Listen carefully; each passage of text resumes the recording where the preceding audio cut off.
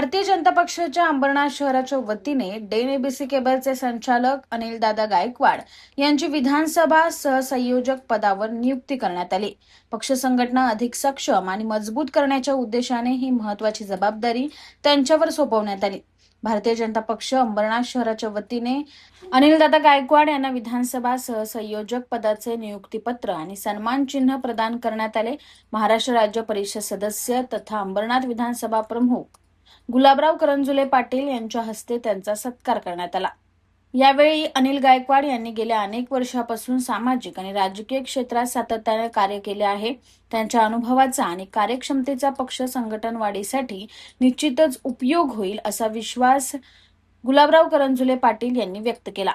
अनिलदादा गायकवाड यांच्यावर विधानसभा सहसंयोजक पदाची जबाबदारी सोपवून आगामी काळात अंबरनाथ शहरातील पक्ष संघटना अधिक बळकट करण्याचे उद्दिष्ट असल्याचे यावेळी स्पष्ट करण्यात आले।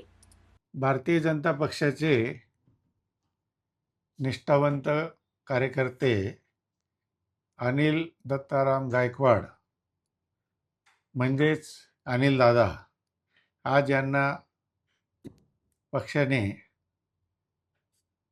विधानसभा संयोजक म्हणून ही जबाबदारी दिलेली आहे।